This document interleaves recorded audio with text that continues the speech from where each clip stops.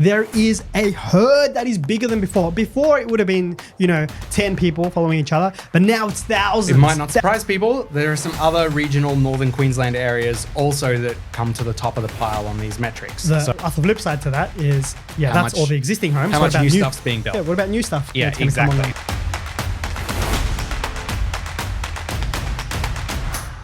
Where is everyone buying? Part 2. In this episode, we're going to release the last 3 locations where we are seeing all the big buyers agents, all the big data-driven investors, where all the herd is buying right now, the contracts that we are seeing, the locations the investors are all looking at. Curtis, we've just posted our biggest month ever. Over 50 property purchases in the month of October. We have a lot of contract of sales to go through. We have a lot of information to deep dive. Let's reveal it. I know your phone has been going off being like, tell me what the 3 are. Let's go through it, Kurt. What do you think? Yeah, we've got a lot of, like you say, a lot of data, a lot of different locations that we're seeing. So would you like the honors of revealing the next location? Why not? Yes, let's do it. So this one is well known. You would have heard it in other podcasts for sure. Actually, let me do a quick little recap for everyone who's just tuning into this episode without looking at the last one. If you are, go jump back and find the previous podcast episode, jump on the previous YouTube and take a listen to that one.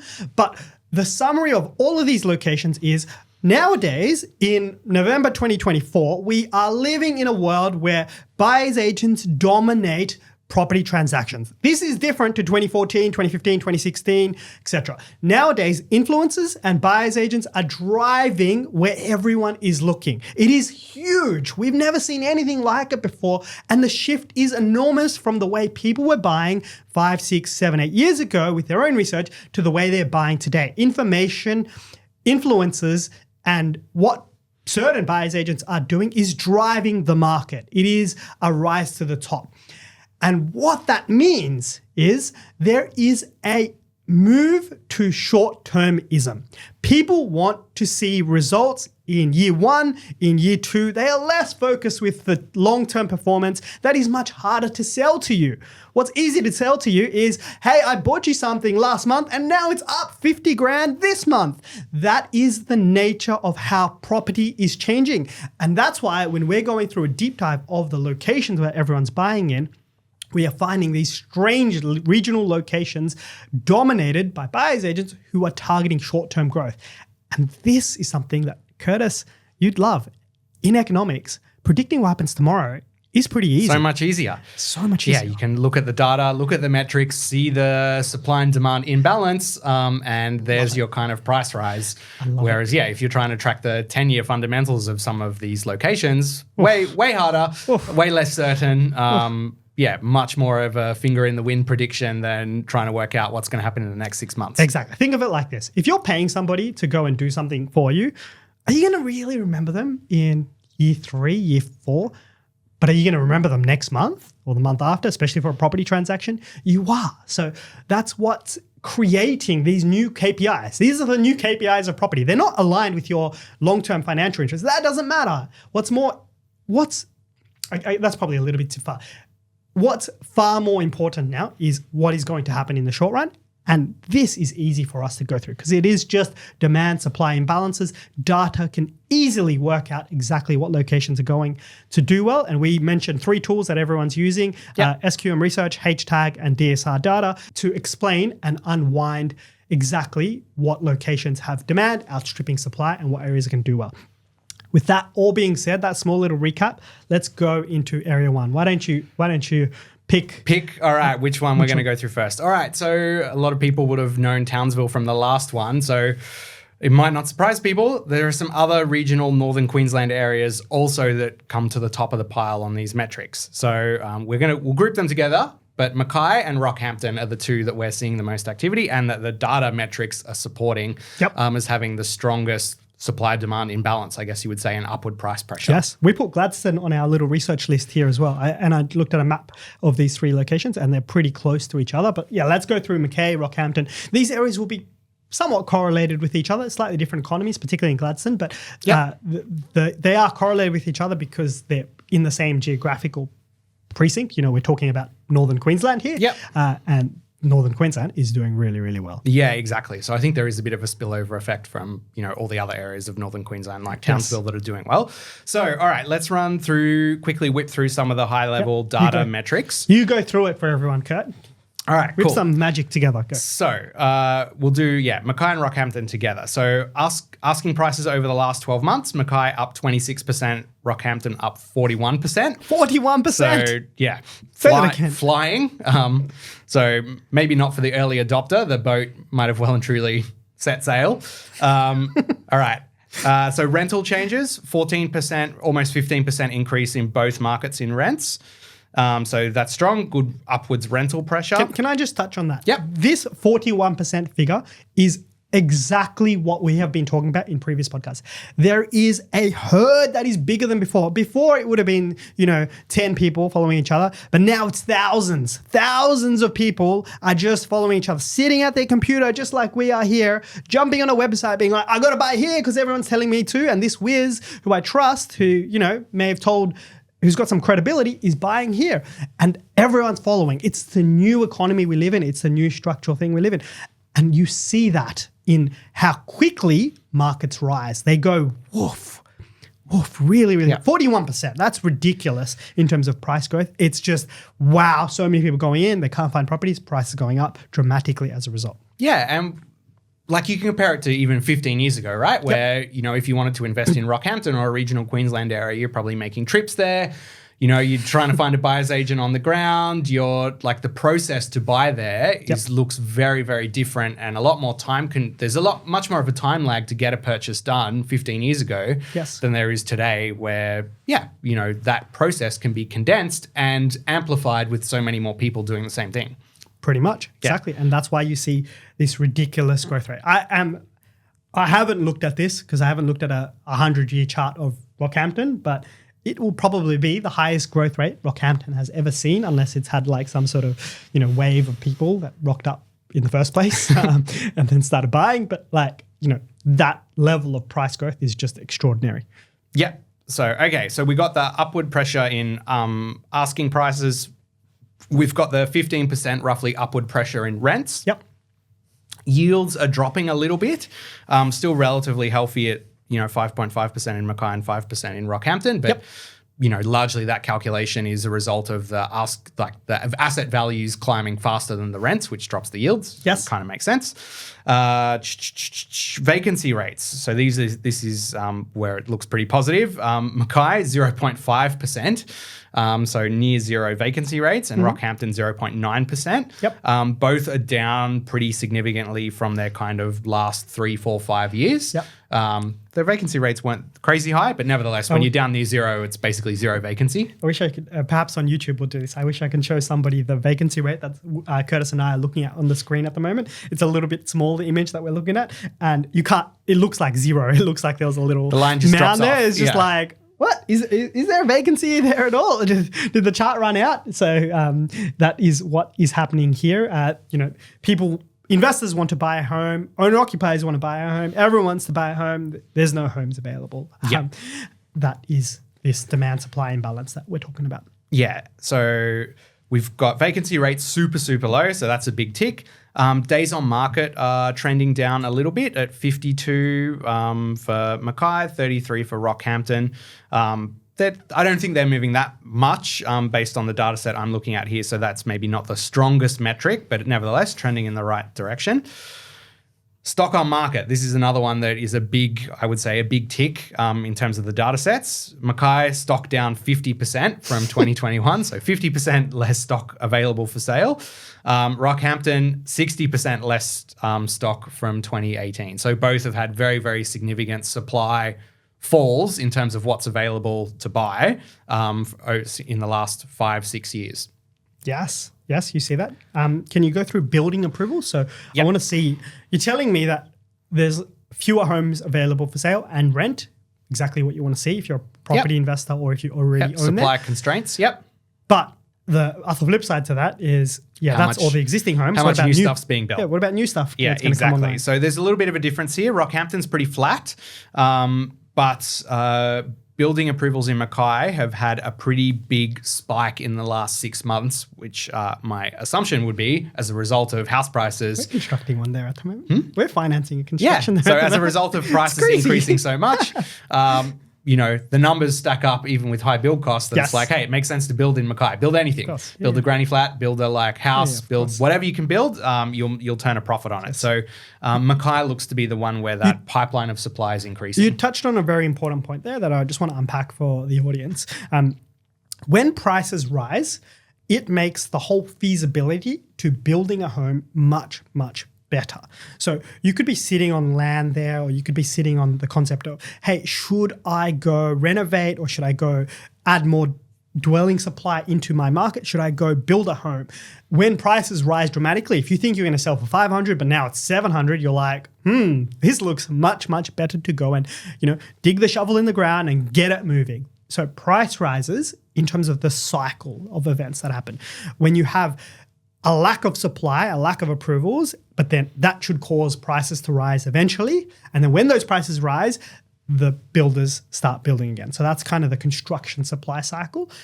And when the homes come onto market after they begin and they start hitting the market, that then slows the property market down.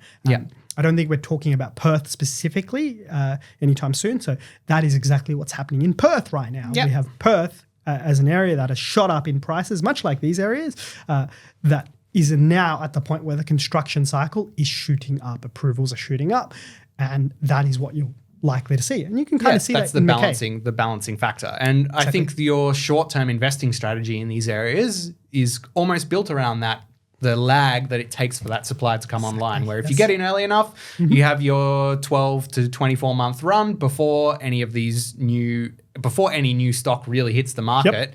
And you ride that kind of upward wave while supply is still constrained and there's no capacity for it to increase. And then what happens after that 2 years, I guess, is it's like the illiquidity. $500,000 question for a lot of these places.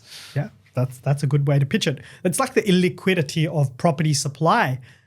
And part of a new learning, I didn't know this until fairly recently, it's just like, where is the price growth? The price growth is in the delay in supply. Housing supply will respond, but it's delayed. We can't just magically be like, price has gone up, let's build this home, the numbers work, bring it in tomorrow. It doesn't work like that. It's like bring it in 2 years' time or 3 years' time, or in mega capitals, it could be 5 years' time with big apartment towers and rezonings that are required. So that period where demand is higher than supply, prices rise, and then once they rise, they kind of stay there. It's a little bit sticky, like, the price of things that we buy in general. Once prices go up, most of the time they don't come back down. Yeah, and we've touched on this concept a little bit before, like in previous episodes when we were talking about Sydney apartments, identifying markets where it's not the feasibilities for adding new supply don't stack up, and you're going to have that supply cap there. If there is some upward demand pressure, that's where you get the price rise, and then a couple of years down the track, it'll level itself out. But if you pick that point and you get that couple of years of upswing, that's when you get these, if it's Rockhampton, you're looking at, you've made 40%. Yeah, exactly. Yes. And that could be huge for your portfolio because property doesn't rise in a linear way. When we say property capital growth rate's 5-6%, it's not 5-6% every year. It's 40. 40 is a bit ridiculous. Yeah, but it's 20, 25 in a relatively short space of time, and then potentially going sideways for a bit. Yes, exactly. Cool. Anything else that we want to talk about? Obviously affordability is starting to become stretched in these areas with house prices rising so much. Unemployment is another one that I've got here, which is one I always like to look at just to get a bit of a sense for how stable the jobs market and the economy is. It's a bit of a proxy, but it's not a bad one. Everyone. Yeah. Audience listening to this, just hit that pause button, I guess. Oh, wait, you can't hear me, so don't hit that pause button. Okay, so what has happened, what we've done, what an associate and I have done is we have gone through every single jobs market in Australia and looked at it forensically to unpack, hey, what job markets are doing really well and what isn't. And this spun out a few surprises to us in terms of areas that are doing really, really well, like South Australia, killing it in terms of property price growth, but its employment market's starting to show some cracks. That video is on YouTube, and we're going to start touching on this here because we're going to talk about Queensland's employment market. And when I did this, I didn't know the answers. I actually was unsure what the starting point would be. I'm like, wonder what state has the best employment frameworks. But Queensland shot the lights out. It was good in every way. I was so shocked. I was like, employment growth through the roof. Unemployment coming down, or rising a little bit, but all of Australia is. Unemployment levels very low though. Employment growth so strong. Participation rates so strong. And this is where it got really, really interesting. In the data deep dive that we went through, I only talked about Queensland broadly, but when you drill down into these specific locations, like Townsville, Mackay, Gladstone, Rocky, it's very, very good. The employment market's so strong in these areas that it's very, very attractive. Fundamental reasons why there's so much demand going in there. So something to look at. And if it was me, you're looking, to me, that's a really, really big tick to mitigate risk, alongside with hopefully some a diversified economy in these areas. So it's not all, the employment's not all in one industry or one thing, but if you've got very, very strong, low unemployment, strong employment growth, and a little bit of diversification in the economy, then that makes some of these more regional areas a lot more palatable or less risky, because that's often what I look at as the difference. When you're purchasing in a capital, you kind of know it's pretty diversified as to how much risk are you really taking on in these smaller markets. Yeah. Exactly. So in Rocky and Mackay in particular, they have large agricultural economies, and agriculture is a huge export for Australia. So we're probably benefiting from that. These areas are probably benefiting from that in terms of their economy. You know, we're exporting our goods, our beef. Is that what you'd call it? Beef? Yeah. Our livestock. That's the word that I was looking for. Our livestock to the world. I get it. I went to Japan recently. I thought I was like really excited to have Kobe beef. Like, I'm like, cool, that sounds awesome. But on the menu there is just like, would you like some Australian beef too? There's no other countries that you can buy it from. Like, it's Australia. Like, we're exporting everything to the world. Wherever you go, some of this product is really, really,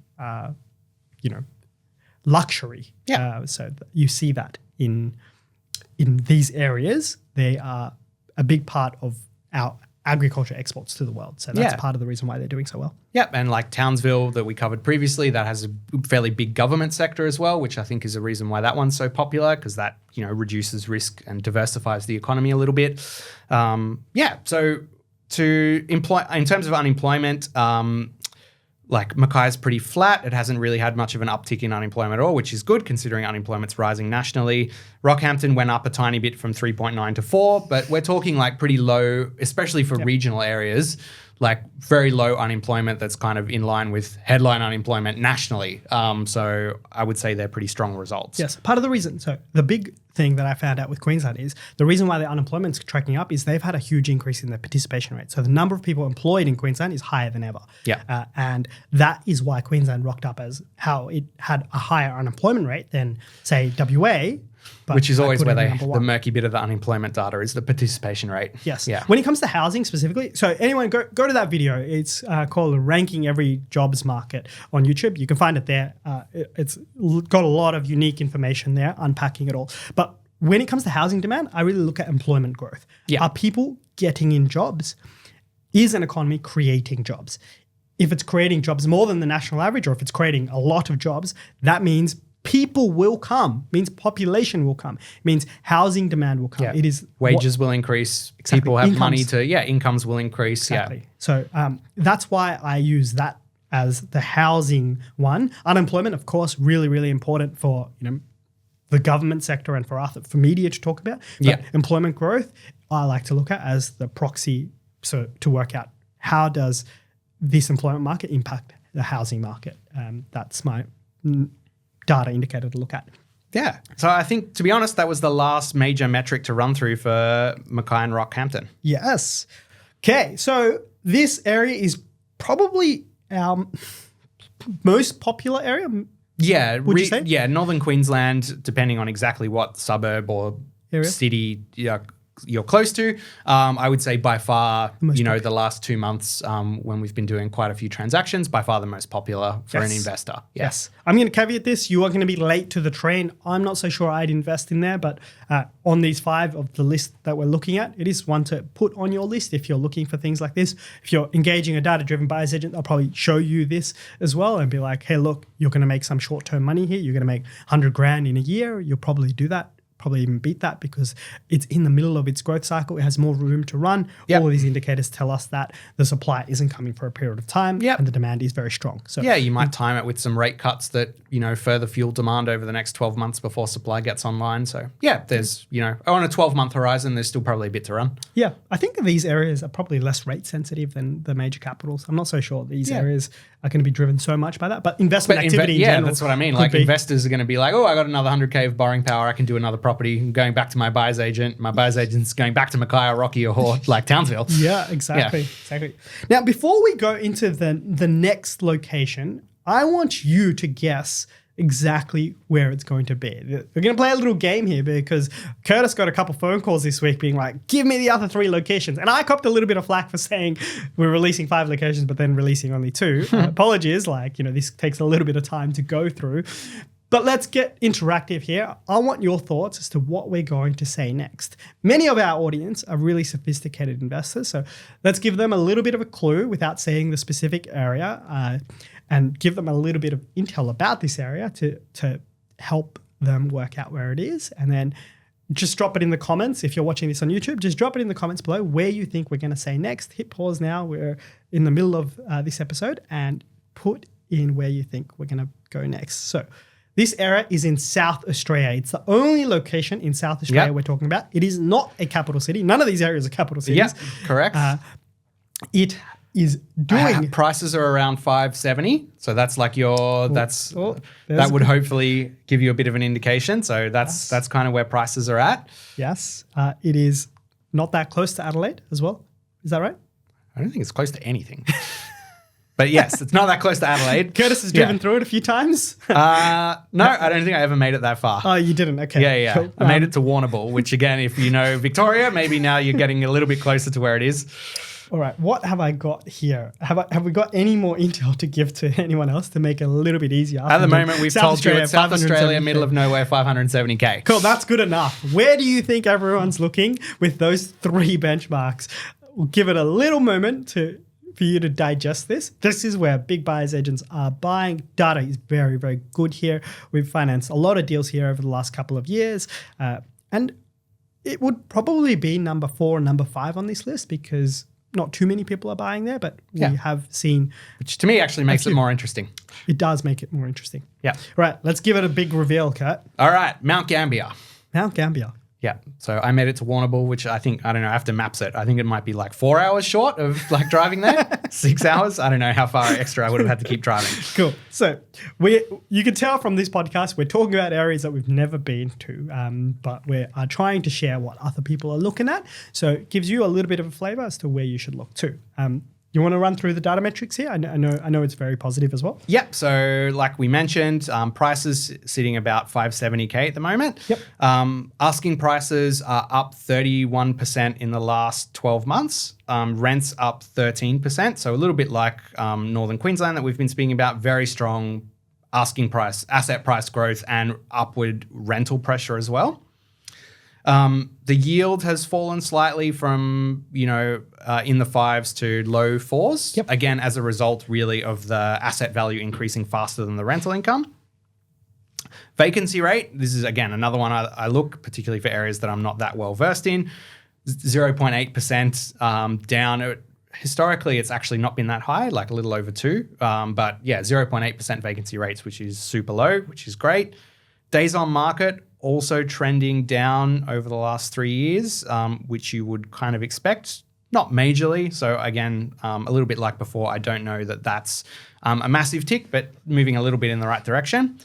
Stock on market, similar to like we said before, 55% drop in listings since 2020. So again, very limited supply. Yep. Very limited supply. Data's good. Yeah, data's very good. Building approvals have tracked up a little bit in the last 12 months, which you would expect with prices rising, but not drastically. So on a 3-year kind of run, the building approvals are pretty flat.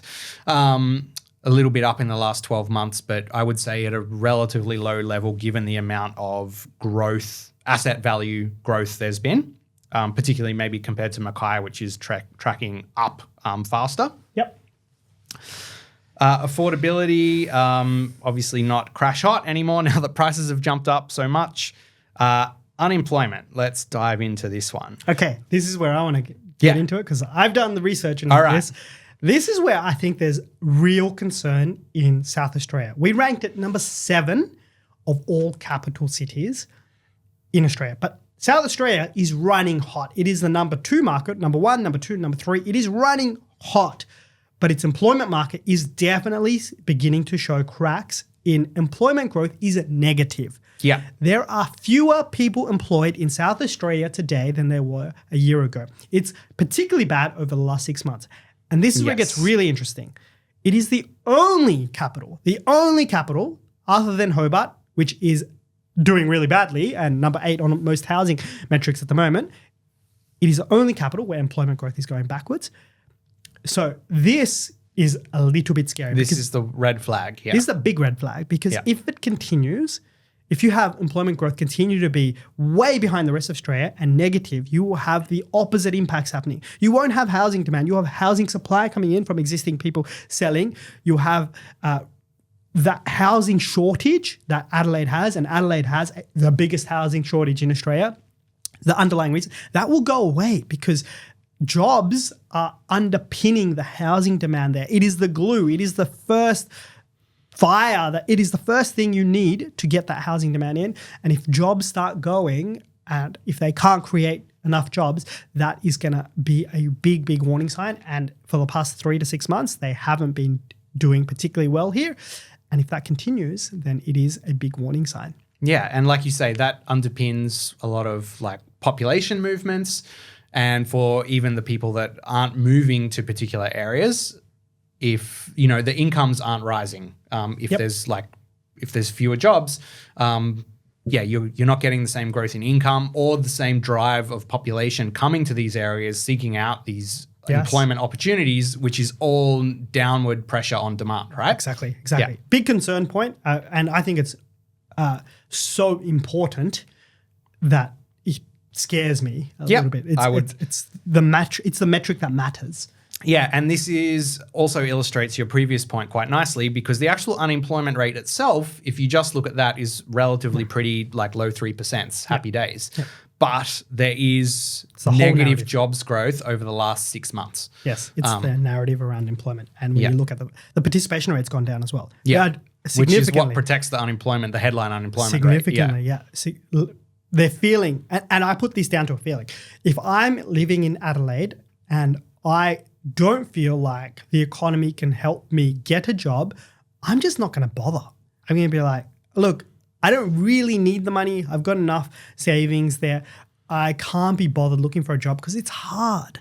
That is what the participation rate's kind of measuring. It's a quality. If you're in part-time work or something like that, you're thinking of working a couple of days a week. Yep. Yeah. Then you just be like, no, I'm tapping out. I'm not participating. That's data-wise pulls you out of the unemployment number, but it doesn't reveal the underlying problem. Exactly. Right. So when you have employment growth negative, unemployment going up, and the participation rate coming down, a big drop down as well relative to the rest of Australia.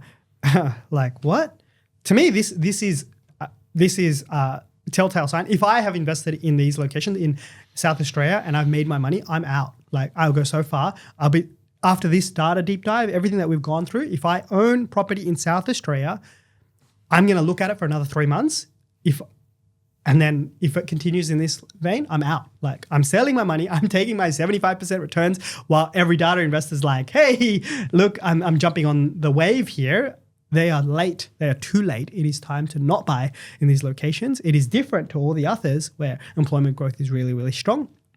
It's a worrying sign, and it will create all the data to completely flip in a year or two. The first lead data point that you look at is this employment growth story, the economic change story that's going on. And the economic change story isn't positive in South Australia more broadly, and Mount Gambier follows that trend. Yeah, and that's pretty much the data summary of Mount Gambier. And I think that is probably how I would summarize it, is everything looks pretty good except for that one big red flag, which if you're comparing, these are potential investment areas that you're comparing, right? You might not be, if you good to purchase 5 properties in 2 months, then maybe you can buy 1 in each location. But if you're choosing between these locations, that big red flag in the negative employment growth data in South Australia and Mount Gambier, I think puts it lower on the list. If it was me, puts it lower on the list of where I would want to have my money tied up compared to these other areas. Yes, I don't understand why people are buying in this area. I would say as business owners, I could almost say that if you're a large-scale data person or a business owner and you've already invested in this, you've probably built up your contacts and networks, and you're just continuing to buy there because you have the infrastructure to buy there. But it might make sense to adjust and move on to the new information, because I think it's time to get out of this market and look into others. I'd say that all of South Australia now, until I have some confidence that this data is just data anomaly. Unemployment data is typically very noisy. So if it is noisy, then I'll just hit pause for a little while in this location. But it's concerning. It is. And there's a second concern point, a big concern point as well. Again, I'm not talking about Mount Gambier specifically. I'm talking about Adelaide, and I'm talking about South Australia. It is one of the most unaffordable areas in the entire world. Yeah. It is number 8 or something like that. It is more unaffordable than San Francisco in terms of income to house price ratios, in terms of rent cost specifically. So how much of one's income does it cost to rent a home? It is really, really unaffordable at the moment. And yields are so low. Like yields in Mount Gambier have crunched from 5 to 4. Yeah. Are you really being compensated for buying in this regional area and getting a 4% yield? That's pretty low as well. So there's a whole range of reasons that keep me on the fence. Yeah. I also look at the 570 asset value as well. It's like it's not cheap. Yeah, it's not like you're talking 300 asset value that depends on how big your portfolio is, but this could be a relatively sizable chunk of your portfolio as opposed to a little speculative purchase. Yeah, exactly. Okay, so now that we've gone there, shall we reveal the last location? This one has a lot going for it as well. Again, it is a late cycle location. All of these are late cycle locations. That's how the data works. Why is everyone buying late cycle locations? But we're just unpacking where everyone's buying. It's not like, where we didn't data dive into these locations. We looked at where people are buying and then data drove into them. Like, cool. I mean, it's pretty easy to pick these locations when you wait for all the metrics to look good and wait for the 40% price growth. So this location is in near Perth. Yep. Do you want to give other hints? Are you going to make people guess again, or are we just going straight to it? Let's just reveal this one. All right. Yeah, so Bunbury. So near Perth, I think it's still a fair way outside of Perth, but closer at least than Mount Gambier is to Adelaide. But yes, near Perth, down near the, what's the wine region called? Margaret River? I'm not too sure. Anyway, it's near some nice wine. That part I do know. I like how that's how you know the area. Yeah. It's near the nice wine. Hey, that's why you should buy there. It's near the nice wine. I don't know what that does for demand or supply or pretty anything solid like reason, that, though. It's a pretty solid if the numbers go bad, you'll be... You can drown your sorrows at least. It's good wine too, right? Yeah. Should we run through some of the metrics? Yes. Cool. You give everyone the well of all the data again. Okay. So for anyone that's obviously been looking at Perth, and Perth has been extremely popular over the last 18 months, really, 2 years. Probably not a surprise, similar to Perth numbers. Prices, $638 at the moment is the average asking price. It's had a 30% rise in asking price over the last 12 months, 11% rise in rents. So maybe not quite as strong as the Northern Queensland areas, but again, pretty solid over a 12-month window on both rents and asking prices. Yields are still pretty decent at 5. They were over 6 before. Again, just as a result of asset values rising faster than the rental income. So vacancy rates also very low. Was currently 0.8. It has ticked up a little bit from 0.5. Which I'd say it's all still pretty low because it's down from around 5 to 6%, which it was 5-6 years ago. So vacancy rates still sitting down very low compared to what they were. Days on market is trending down. It's in the high 40s now. It was 70 a couple of years ago. So nothing crazy, but trending in the right direction. Yep. Stock on market, which is, I think, very similar for all of these places. Big fall, 55% decrease, even since last year. So very, very low stock on market at the moment. Building approvals are, I would say, on this graph, relatively flat over the 3-year average. Maybe a little bit of a recent uptick, but nothing crazy to indicate that there's a massive amount of supply that's coming online in the near future. That's the Perth story, by the way. We just, as we're recording, we've just released our Perth video, a 20-minute deep dive into the full Perth analysis. And the big story that I got out of that Perth deep dive was construction numbers and supply levels are rising quickly, rising fairly dramatically in Perth. And it is the first, we talked about this in this very pod, we talked about the construction cycle that is here in Perth. And you're starting to see that in some of these data points in these locations.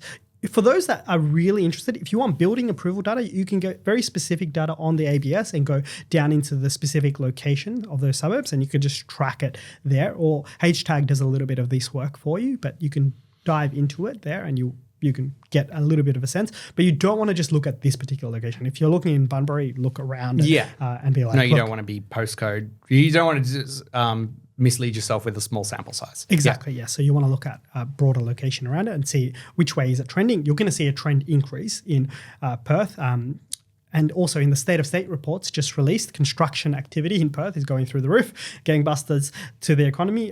That is being fed through. And you're seeing that in the housing supply approval data and commencement data now. So Perth is a year and a half before all that the supply starts online, kicking in, and then I think it'll just continue to rise. And the Perth cycle will be over for probably an extended period of time because there's going to be that housing supply that comes in first before the rest of the country. Yep. So Bunbury may be slightly behind that in terms of the approval curve, but I think, like you say, tracking the same way. Yes. And then in terms of the employment market, so unemployment is down near like low 3s, so very, very good. And unlike what we were saying in Mount Gambier, there's still strong employment growth there that's been positive, not necessarily increasing, but it's been positive for a very, very long period of time, 3%, over the last 18 months. So no red flags there, I would say, on the employment side of things. Yeah, sure. So to our audience, if you are enjoying this episode, can I ask a question to you?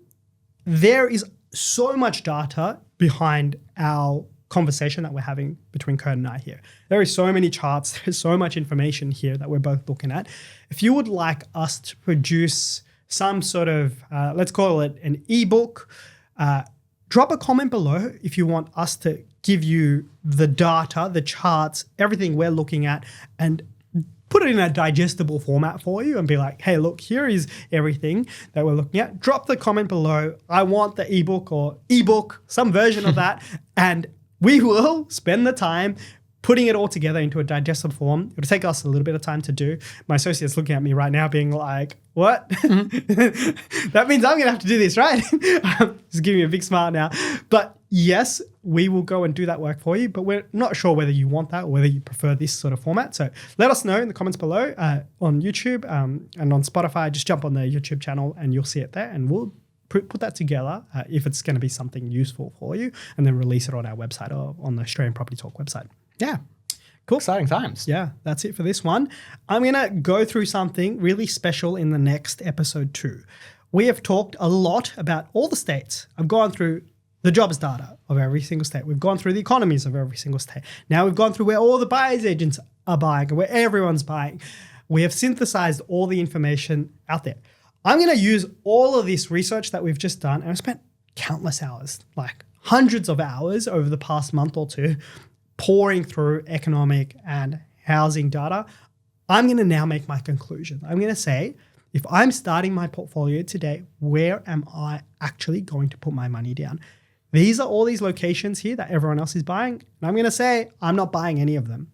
I think you can do really, really well, especially in the northern Queensland parts because you're mid-cycle and I can see a lot more room to grow there. So that would be my number one pick of all of these locations, of these 5 that we talked about.